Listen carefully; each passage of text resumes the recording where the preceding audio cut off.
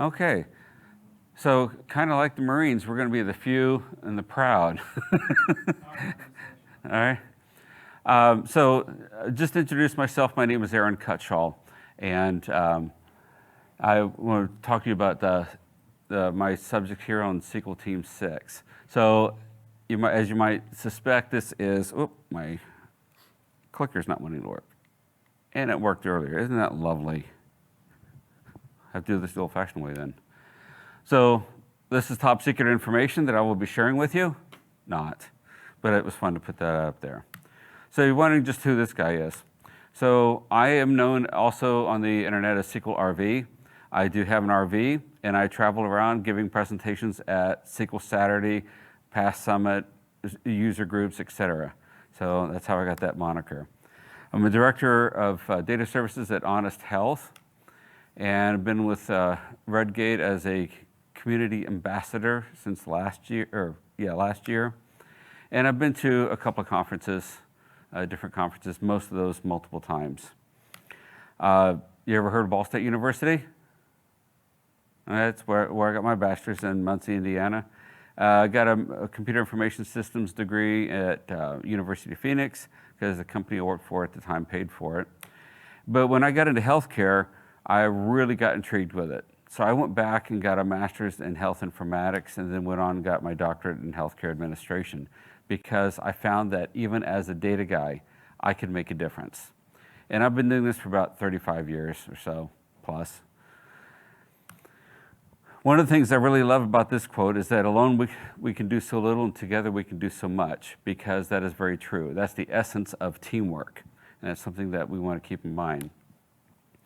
So why do we want to worry about team effectiveness?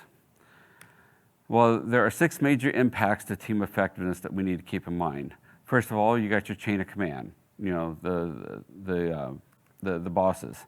Then you've got team cohesion, those that are on the team itself and how well they work together. You got your standard operating procedures. You've also got training that is necessary, mission objectives, and of course, your all-important after-action review. Now, if you notice, I framed this around the military theme. I was in the Navy as well, and so that's how I got that idea for that. Not on a SEAL team, but I really appreciated my time in the Navy. So why do we want to worry about team effectiveness? Well, there are already tons of books written on the subject, but the impacts that team effectiveness can have, as you can see here, affect your goals, objectives, quality performance, morale, cohesion, burnout, or turnover, and cost effectiveness. All of those will determine how the bottom line works. But improvements must happen at all levels. It's not just upper management. It's not just middle management. Not easy for me to say, middle management. It's also for the team members. So the African proverb that I love is, if you want to go fast, go alone. But as a team, if you want to go far, go together. And teams allow you to go much further. Any questions before I continue? All right. So chain of command. And this is one of those memes that I think is very, very appropriate because it always strikes the truth of the matter. I should also mention that these slides are available on my website, and I'll post the link to that afterwards. So some of the common definitions of management. So you have a president, is one who presides or governs. You have the director who directs, or the manager who manages. What does it sound like? It's somebody doing something to someone else. Really, that's what that is about. Compare that to some other terms, such as a leader. It's someone who inspires others to follow them. They're the ones that are out in the front. Or a coach is one who helps team members improve. And a mentor is someone who counsels or guides others, typically on a one-to-one basis. So we're going to look at some examples of both a toxic manager and an effective leader. So in toxic management, there are 10 top characteristics that are usually attributed to a toxic manager. And as you can see from the list, it's quite extensive. And my question is have any of you ever had a true toxic manager? No fun, is it? not at all. And look at the problems that it causes. Low morale, low productivity, conflict within the team. It stagnates innovation and causes a high turnover rate because people don't want to stick around for it. In fact, when you hear say that people don't leave the organization, they leave who? The manager, exactly. So look at what effective management would be like.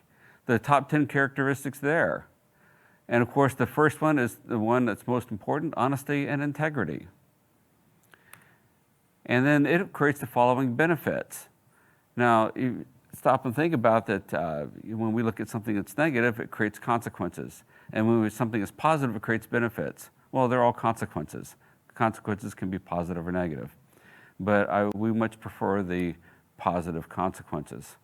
And such as high morale, high productivity, great team cohesion. And it encourages innovation because people are willing to step forward and try something new. And then you'll have low turnover because people are happy being where they're at. So a boss drives employees, whereas a leader coaches employees. A boss depends on authority, whereas a leader depends on goodwill. A boss inspires fear, whereas a leader generates enthusiasm. A boss says I, whereas a leader says we.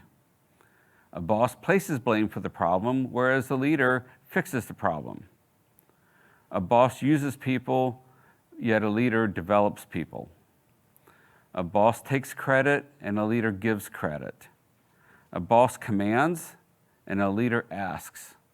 When I was in the Navy, I had an officer that would ask favors, and they were done more readily than an order by someone else, because everyone knew that person was respected by, that he respected everyone.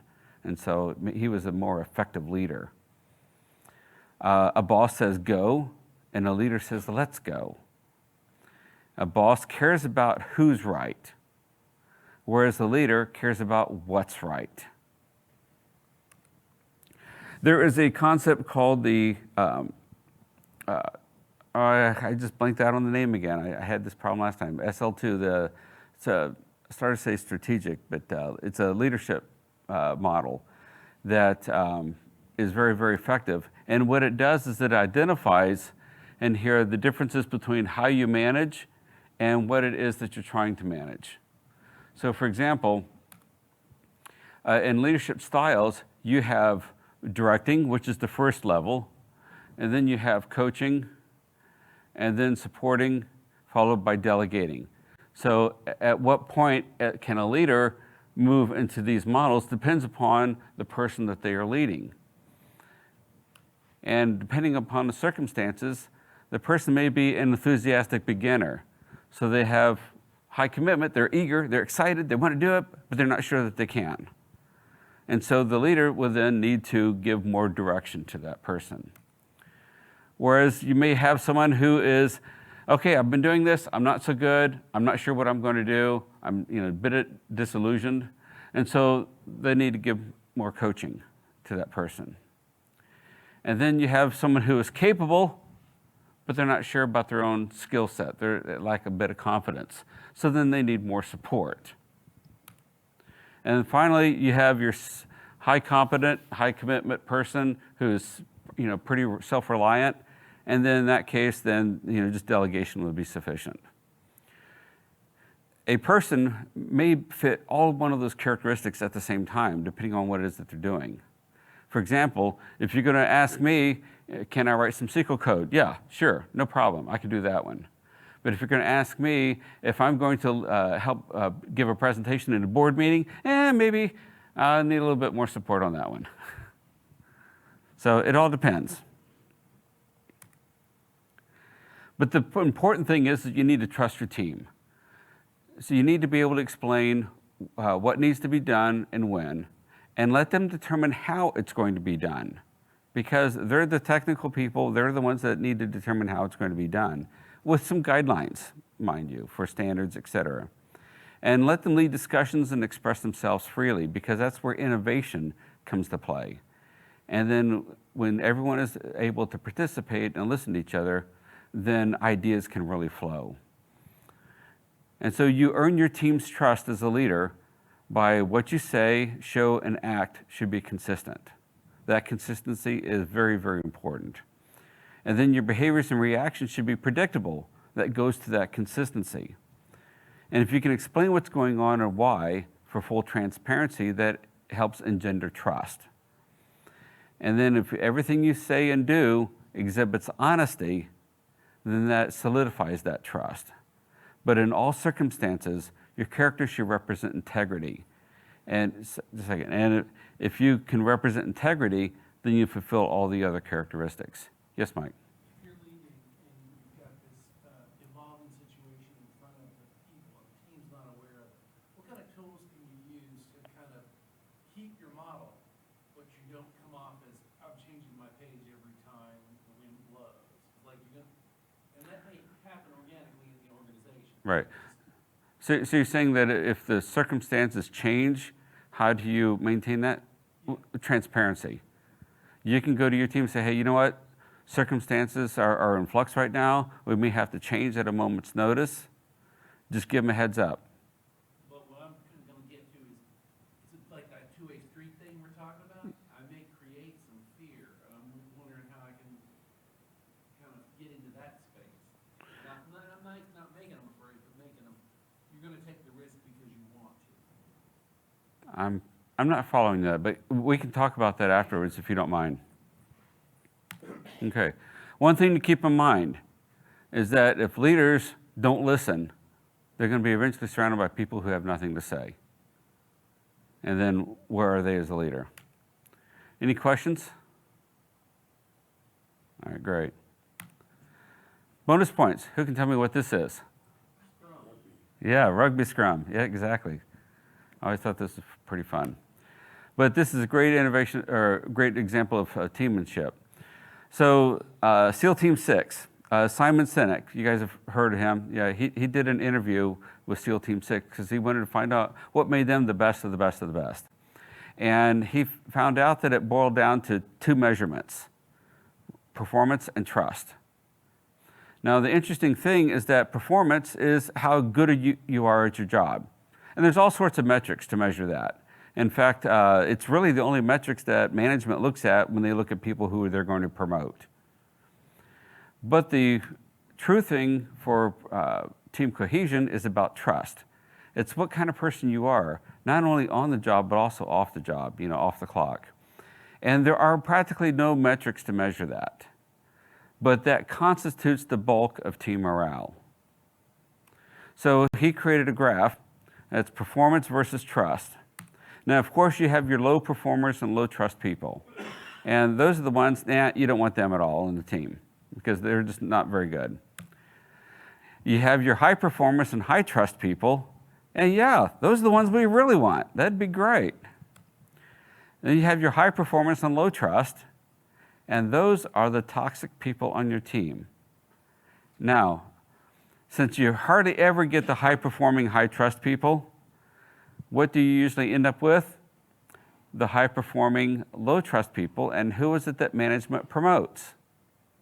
Those people. Why? Because they perform well. They don't care about the trust. And those end up being, like I said, the toxic members. You also have the low performers, high trust. Nice people, but they can't get the job done. And so really your medium performers and high trust people are the ones who end up being your ideal team leaders. And yes, leadership within the team is very highly likely and should occur. So if you take a look at the team cohesion, or I call it the trust triangle, there are 3 points there. You have the logic, authenticity, and empathy. And that constitutes what trust is. So your authenticity is more about how honest and humility, that a person has. If a leader has honesty and humility, then they're being authentic, they're true to themselves, and they're relatable. You also have the logic, which is the knowledge or the experience that a person has. So it means that, yeah, you know what you're doing. I can appreciate that. But the third part that a lot of people don't realize is that on the empathy, involves compassion and understanding, because this is how that person relates to others. And so if they're able to be true to themselves, have the knowledge and experience, and yet still be able to relate to others, they become good leaders. If we take a look at the team cohesion or the team morale pyramid, you find there's a lot of pyramids in this presentation. It all starts with trust. Trust is the foundation of all relationships in the office, right? Or in all relationships. With trust, you can have healthy conflict. Now, I'm not talking about fights. I'm talking about discussions, so that you can look at the pros and cons of situations and be able to freely discuss them openly. And then with that, you have commitment. People are willing to make commitments to what they're going to do. They're going to be able to either accept others' suggestions or commit to their own. And then with that, you have accountability. People who take ownership of their work will do the best job. And in my team, that's what I look for the most, is that ownership. And as a result, you can get things done. You do produce results. Now, the opposite of that is if you have mistrust as your foundation. That breeds unhealthy conflict, which are the fights, the arguments, etc. And as a result, you have a lack of commitment, because nobody cares. Nobody wants to really be involved. And then with that, you have no accountability, no ownership at all. And then you end up with a disaster as a result. Any questions on that? Have you seen that happen in your teams at some point or another? Yeah, it creates disasters on that. So these are some of the things that we can do about that. Now, we talked about leadership, and we talked about the team cohesion. And then we get to talk about some of the less fun stuff, such as standard operating procedures. Now, you hear about that all the time, with the military, but why do we do that? Why is it important? Well, first of all, we have to establish policies, because policies are a formal, brief, and high-level statement or plan that basically says, here's what we want to be able to do, what our objectives are, and what we will accept to be done. And you want to be able to refer those to the standards on that. And they're going to be further defined, those policies are further defined by the standards and guidelines. Standards are the mandatory actions or rules that are used to support and conform your people to a policy. And then the standards should make that policy more meaningful and effective. How many of you, when you on development teams, you have development teams? All right. Do you have standards for your development teams? Or should? And that's to help make them more effective, more consistent, because then you don't have to worry about outliers and why things go wonky and trying to figure out, oh, someone's on vacation, we have to pick up their code and try and work on it. I tell my team that if I should pick up a piece of code, I shouldn't be able to tell who wrote it, because if they're following the standards, they're all doing it consistently. And the idea behind that is then if the person who wrote it is on vacation, then someone else can pick it up and know what to do with it. Then we have guidelines. These are kind of the best practices that we want to be able to follow. That's like, was said in the Pirates of the Caribbean. They're not really rules, they're more like guidelines. So those are still helpful because it shapes things, and it also should give you flexibility to know when to not follow them, because there are times when you do need to bend the rules a little bit. And then you have the procedures. And this is actually the steps, what needs to be done. Like if you have a particular nightly process and it fails, here are the procedures what to do if that thing fails, because that way you can ensure to get back up and running as quick as possible. And if you solidify those, then they become your standard operating procedures. But in order for these guidelines and standards to be effective, they must be written and reviewed, revised regularly. I'm a huge believer in the standards, But I also believe that standards are subject to modification, and they should be. Because if a situation doesn't work anymore, you need to fix it, and can change the standard. But you still want to go back and make everything fit that standard now, that new standard. And what that standard will be will depend upon your circumstances. Also, if you have all of these procedures written down, it protects you from knowledge loss. Because when a contractor walks out the door, there goes all that knowledge and experience with them if you don't have it captured and documented. And when someone comes in the door, you're going to have to spend time training them and getting them up to speed. But if you have the procedures and documentation written, then you can make that transition a lot faster. And it also will help foster better teamwork because everyone's working literally on the same page in the operating procedures and documentation. And so it'll help engender higher levels of trust. Any questions on that? All right, see how am I doing here? Good. So training. This is one of those things that a lot of companies really struggle with because they're afraid that if they spend money, time, and effort in training someone, that they're just going to leave. But I like this phrase on here that, well, if we don't train them and they stay. So it's a challenge that all companies have to face. I'm a big believer in training. Why? Because it attracts and retains great employees. If, as a company, you support training and you make that a known fact in your hiring process, then that's a bonus that people are looking for. People want to learn, as a general rule. They want to be able to do better. It also increases the company's reputation. And also, it brings in a better class of people who are willing to learn. I once interviewed a person for a contract position, and he later told me that he didn't think he got the job because I didn't ask him any technical questions. I wasn't gauging his technical abilities. I was gauging his willingness to learn. And I hired him for it, and he turned out to be a great employee. So that's what I look for. It also creates more promotable and valuable employees.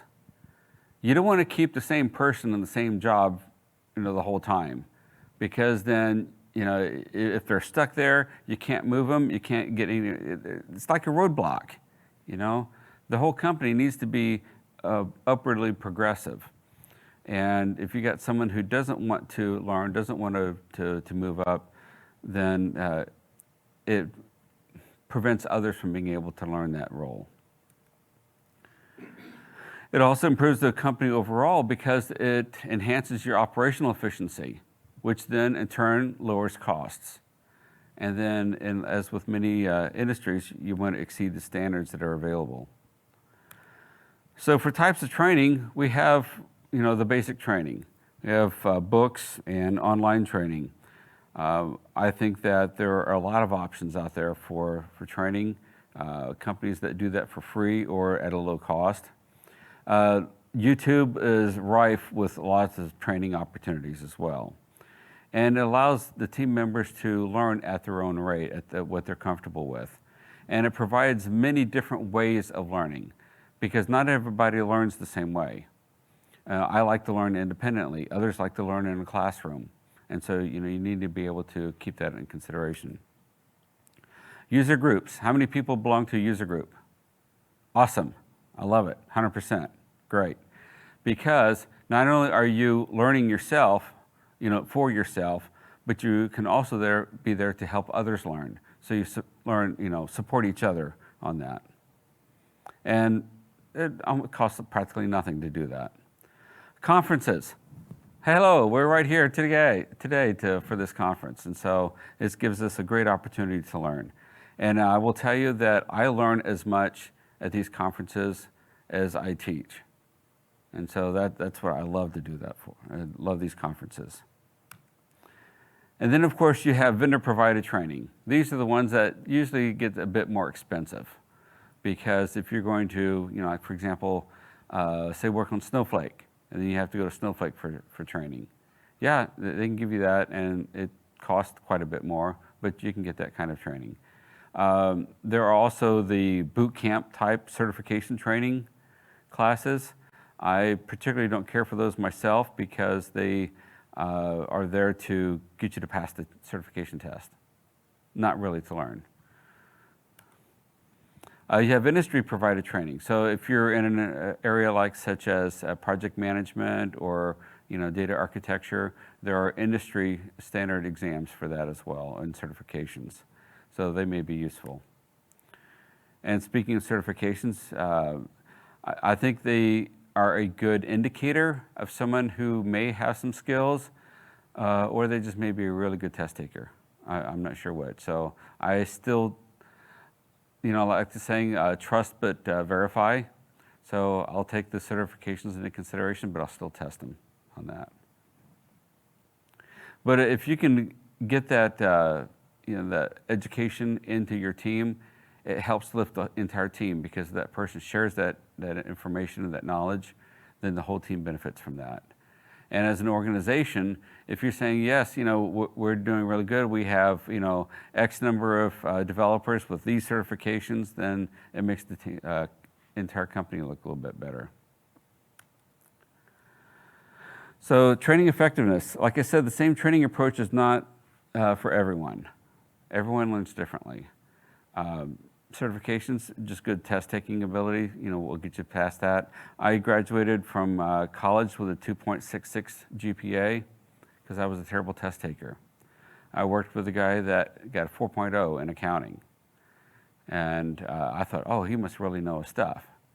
Turned out I understood the concept of debits and credits better than he did, and I never took accounting. He was really good at taking tests.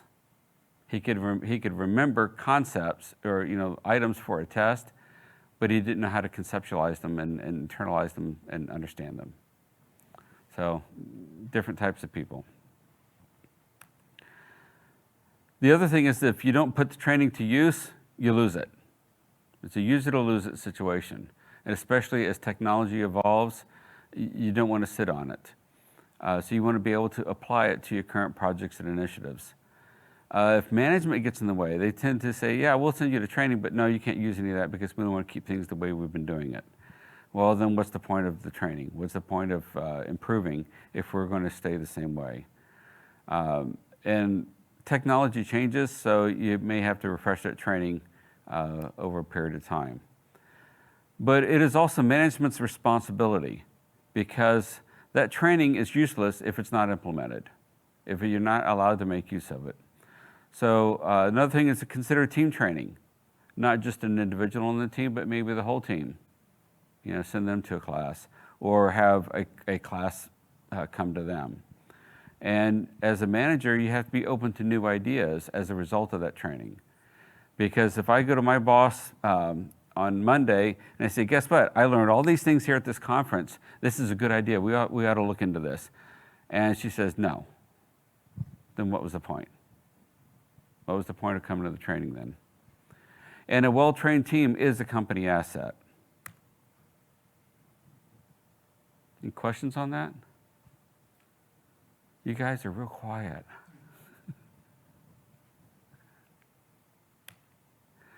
Okay, mission objectives. Let's see where we're on time. Okay. Here's another triangle. So mission objectives. There is a hierarchy of goals that we want to consider. So first of all, we have our personal goals. This is near and dear to our hearts. This is things that we want to do. But as I noticed, I tell my manager that what good does it do to make personal goals when the company goals always trump that? But hopefully your personal goals then contribute to your team goals, to your department goals, the division, and then your organization. And they want the support level to go from bottom up because they want us as team members to support the goals above us, and then that organization, your division, to support the company goals, etc. But when it comes to priority level, which way does it go? It goes top down because organizational goals trump everything below it. So this becomes a little more difficult to deal with. But we want to be smart about it and create smart goals. This is a concept that was first introduced by Dr. Edwin Locke in '68, and Peter Drucker further developed it and made it more popular. But it's a framework to set realistic goals. SMART is an acronym. Anybody ever heard of it? A few? Okay. It's an acronym that stands for specific, or the S for specific, M for measurable, A for attainable, R for relevant, T for time bound, and it's a way to help constrain what your goals are. So specific, we want the goals to be clear and as concise as possible. I have dealt with nebulous company goals that say, we want to make more money. Okay, great, that's pretty nebulous. It's not specific enough. And a detailed written plan must address the 5 W's. What, why, who, when, and where. So what is the result to be? What is necessary to get that accomplished, and what we need to make it happen? And why? Why do we need this goal? And why is the goal worth the effort? And who will be involved? Who is responsible for it? And who can approve it? And then when are the various steps required, and when will the goal be accomplished? It goes back to that time-bound part of it. And then where will the tasks be performed?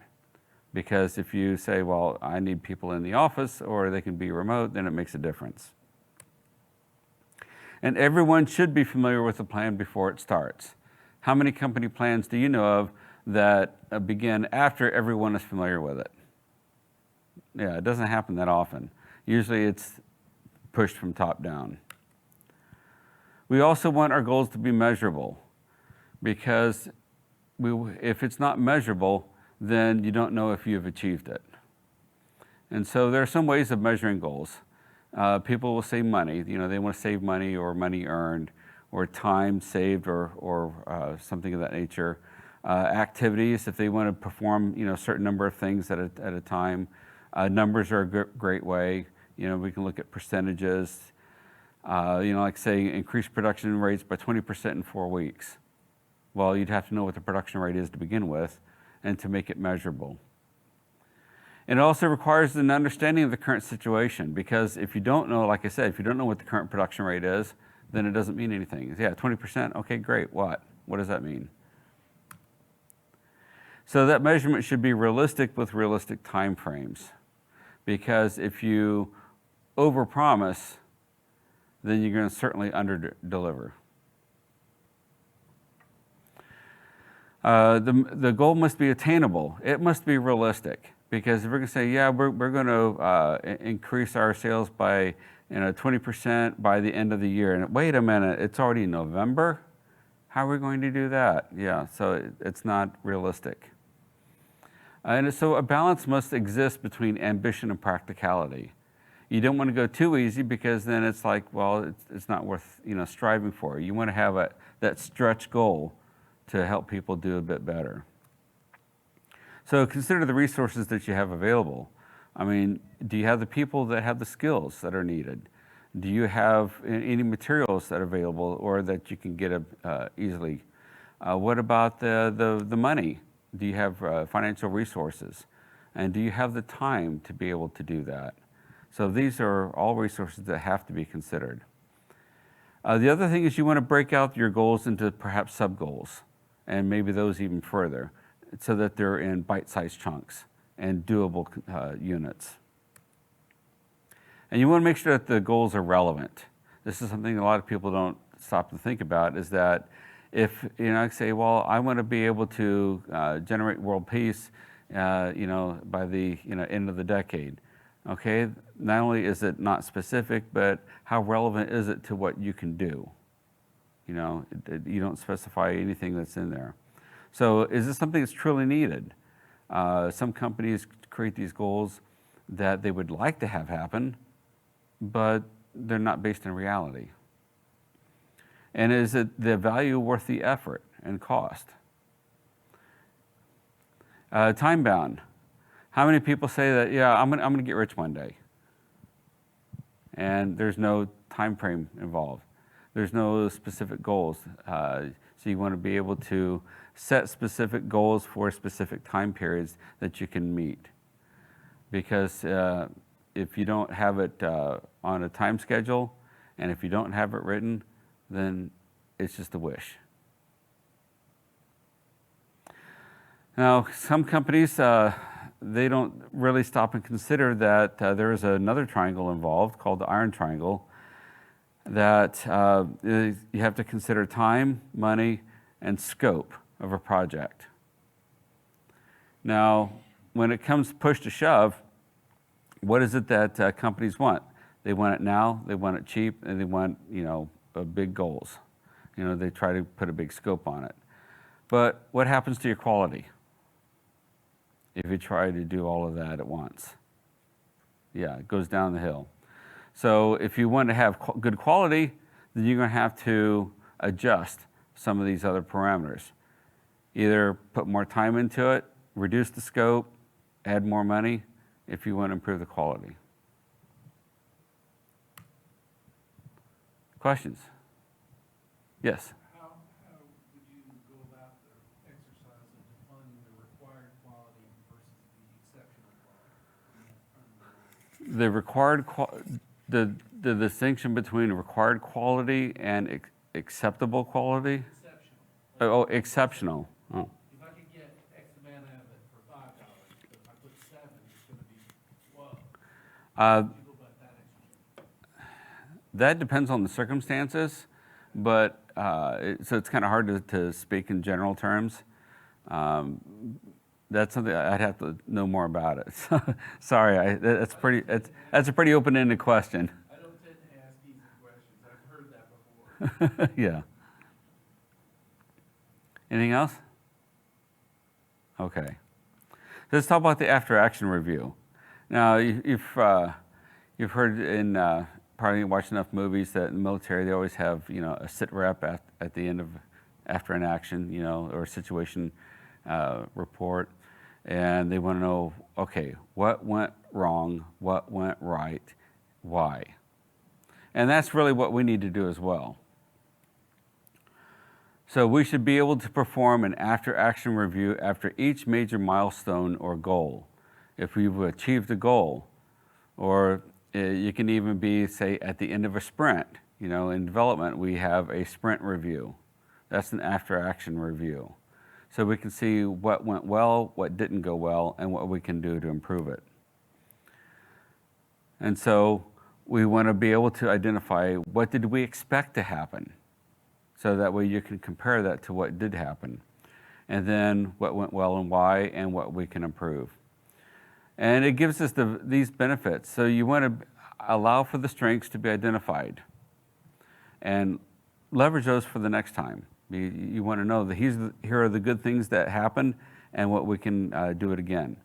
And you want to be able to identify what didn't go right and avoid doing it in the future. And that way you can minimize the surprises that are involved. So here's some tips for an effective after-action review. Make it a priority. People don't usually make that a priority. It's one of those things, well, we'll do it when we can get around to it. And then it never happens, and then it doesn't do any good. So it should be done right away, and it should be considered as the final step to any project. A project should not be completed or considered complete until you've had that review, in all truthfulness. And you should include everyone in the project because all viewpoints are needed from all different sides in order to get a complete picture. Those that are in the trenches know the details of what happened. And if you end up treating it as a team member performance review, it's not going to go very well because you won't get truthful responses from that.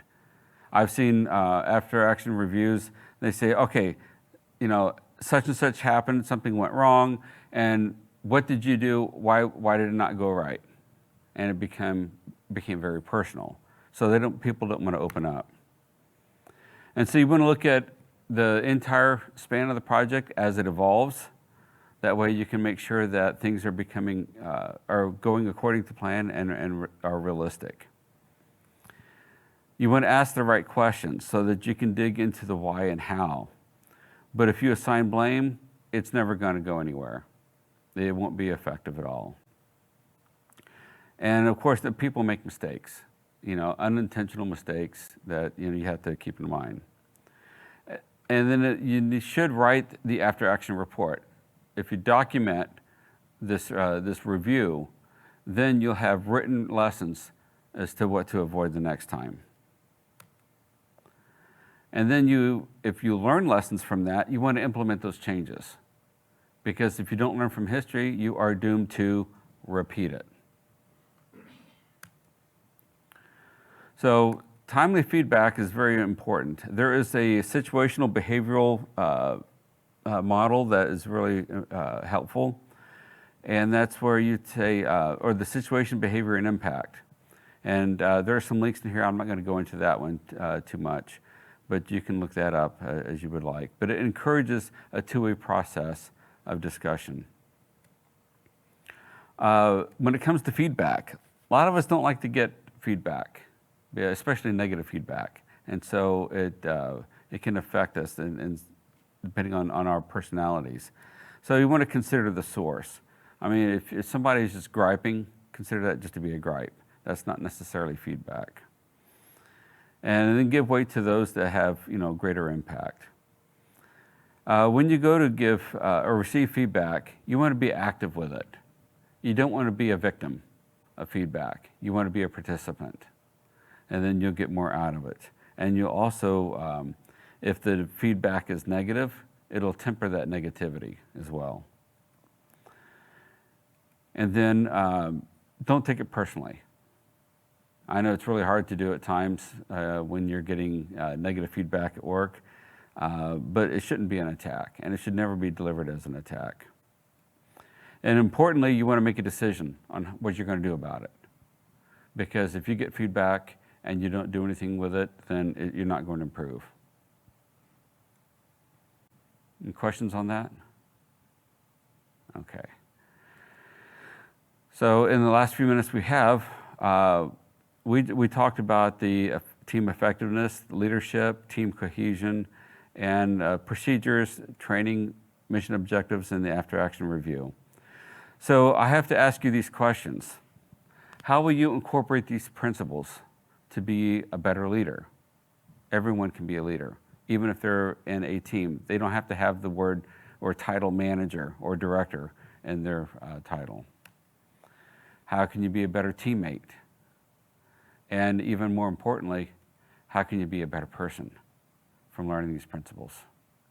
Because in how we interact with each other, with other people, will make a huge difference on our relationships and how effective we can be in a work environment. After all, the golden rule is about respect, to treat others as you want to be treated, and show the same respect to a janitor as you would the CEO. Bill Marriott said this about concerning employees.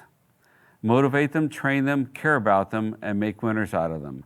We know if we treat our employees right, they'll treat the customers right. And if the customers are treated right, they'll come back. So basically, if you take care of your employees, employees will take care of the customers, and let the customers take care of the business. The official Navy SEAL motto is ready to lead, ready to follow, and never quit. But the unofficial one is the only easy day was yesterday. And I like that motivation, that drive to always be better, always to improve. So when you get the links, there are some helpful resources here that will give you some guidance on these topics that I talked about, including the SMART goals, the SBI feedback, the situational leadership 2 model, and that book by Bill Marriott, Success is Never Final. Awesome read. I really love that one. So this is the time for you to ask questions, if you have any. When you get the slides, there are going to be some links for some free ebooks from Microsoft, Redgate, and SentryOne. And I would really appreciate some feedback on this. so that it helps make it even better. And here's my contact information or QR code for my website. Comments or questions? Very good presentation. Really, really good. Thank you. I will have to say this is the first time I've gotten through this presentation in 50 minutes. Because usually I get a lot more discussion when I have a lot more people in the room, but it's kind of hard when there's only 4 of. We're top quality. You're top quality. There you go. I try. Excellent. Thank you very much. Thank you.